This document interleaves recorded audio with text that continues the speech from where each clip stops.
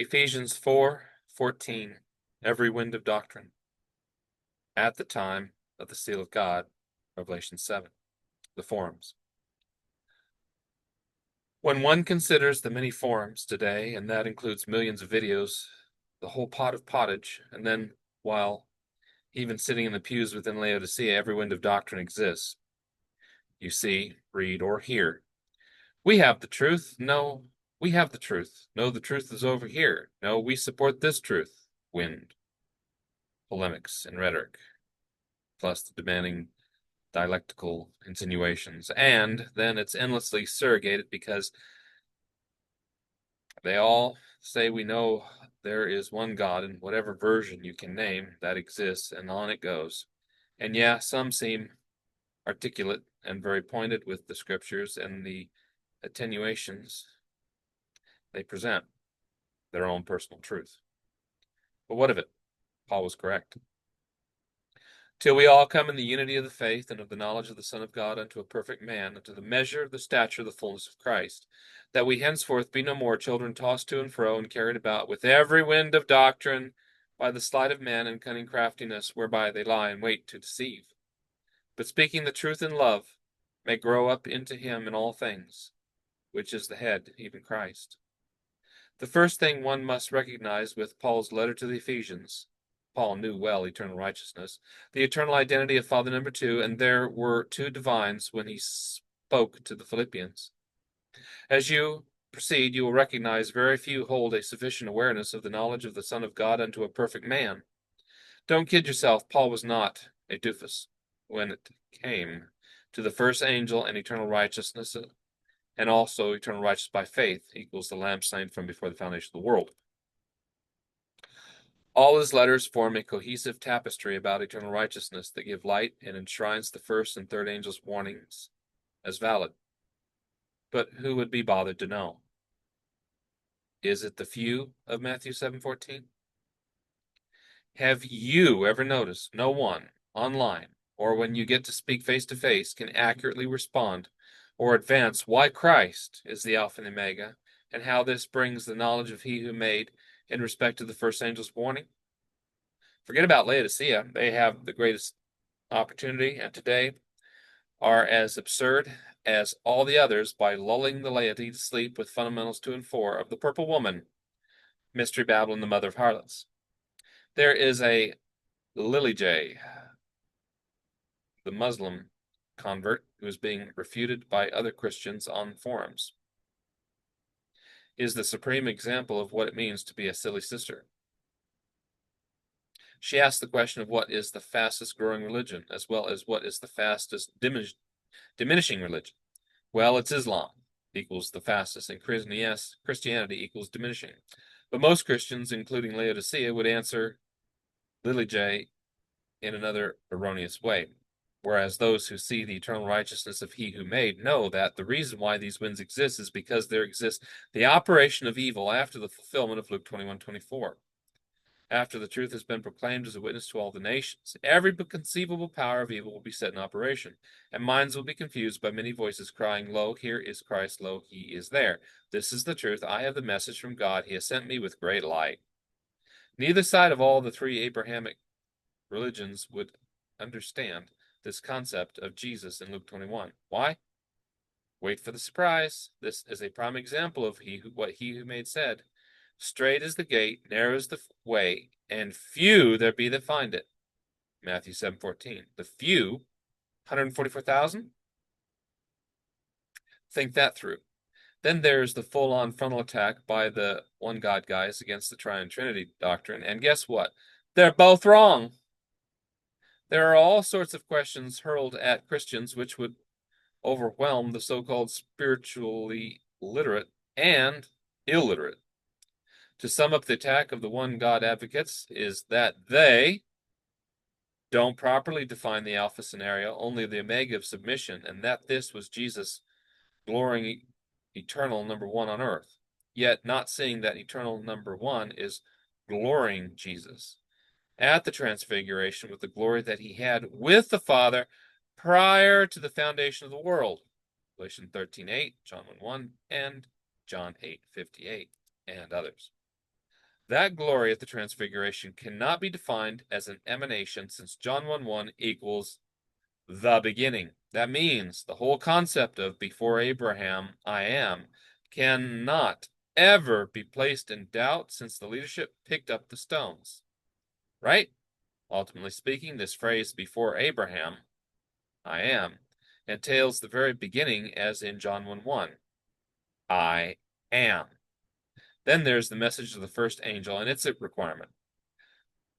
Goodness, even pagans realize that they have to worship eternal number one in some form.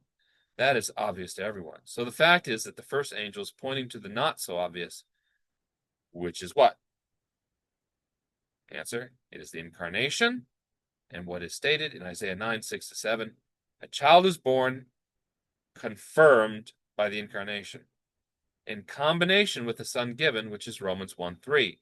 When you present Isaiah 9:6-7 in relation to Romans 1, everyone, and it includes Laodicea, every last one of them, all have doubt, trouble with he who made being called everlasting Father.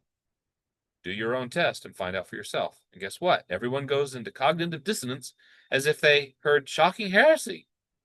Only goes to show how much influence Fundamentals 2 and 4 has had over a generation on Laodicean padres and elders and laity, without exception, bar none. Houston, we have a problem. Right in the midst of Laodicea. Jesus defined everlasting Father as when he said equals being, I am. This simple concept of he who made equals the Son is given, and being also everlasting Father, is properly addressed in John 12 and its link with Isaiah 6. Isaiah 6 is the glory of the Transfiguration. Then there is that New Testament verse of the Son being in the bosom of the Father, John 1:18. This is none other than Zechariah 3:7-9, the Father number 2 within Jesus. The one God guys got it all wrong, since they cannot see the two eternal fathers of John 1:1, and the second lowering himself into human genetics, with the bosom of the Father being the two-in-one being of Revelation 5, in the literal sense of the word, considering that eternal number one never lowered himself, but as all in all, he came to be in Jesus' bosom without eternal number one lowering himself. It's the story of the submission of the Omega to the Alpha. This would include both aspects of eternal 1 and 2, who were both Alpha prior to the incarnation. Also, as priest of God, there was the intimate relationship of John 1:1, and the ministration of the concept of the slain lamb prior to the incarnation. And this bosom relationship was of the Alpha, both understanding that one day there would be a painful separation upon the lowering of eternal number 2 into human genetics.